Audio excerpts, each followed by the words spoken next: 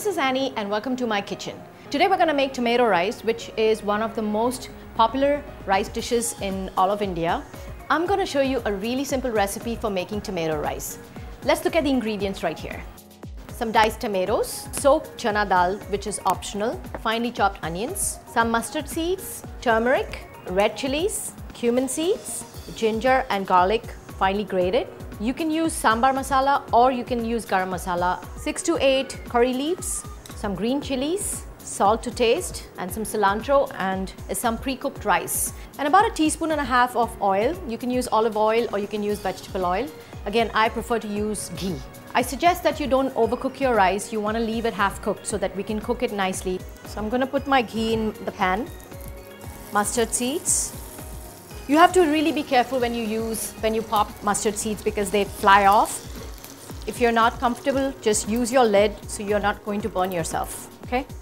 You can hear them pop. I'm going to throw in my chili. The red chili again is optional. And I'm going to throw in my onions. Give it a good stir.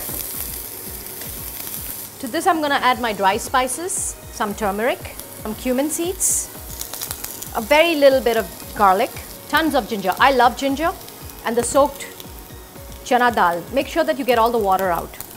I'm going to add just a little bit more of the turmeric powder. Just want this dish to be very colorful with the redness of the tomato. You want to make sure that the chana dal is really well cooked because this is an instant dish. We are not going to spend more than 5 minutes cooking this. And to that I'm going to add my tomatoes, and I'm going to add about 1/2 teaspoon of sambar masala, or you could use garam masala as you wish. You don't even have to use masala if you don't want. It's totally optional, but somehow tomato and the masala just works really well. I'm just going to add just a little bit more butter, some salt.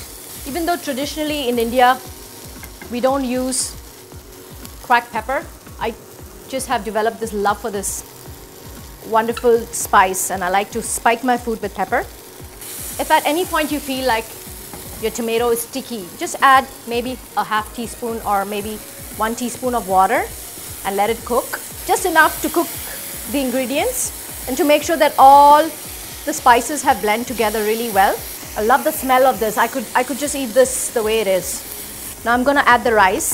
I'm using some cooked basmati rice, but you could use brown rice, you could use sticky rice, you could use jasmine rice, but just make sure that you have already cooled it off and it's at room temperature or even cold, because then it will not break when we cook it further, okay?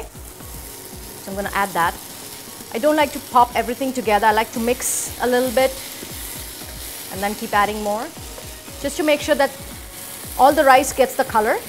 Give it a nice good stir. Now this looks so good. This is all ready to serve. I'm just going to add a few curry leaves. You could have put the curry leaves in the oil. Sometimes I just like to put my curry leaf on top because I just love this natural smell of the curry leaf. Okay, it looks like our rice is ready. You could just let it cook for about 1 minute just to get some moisture in. And here you go, you have your tomato rice here. And I love to eat it just the way it is, but if you'd like, you could have a little bit of yogurt with it.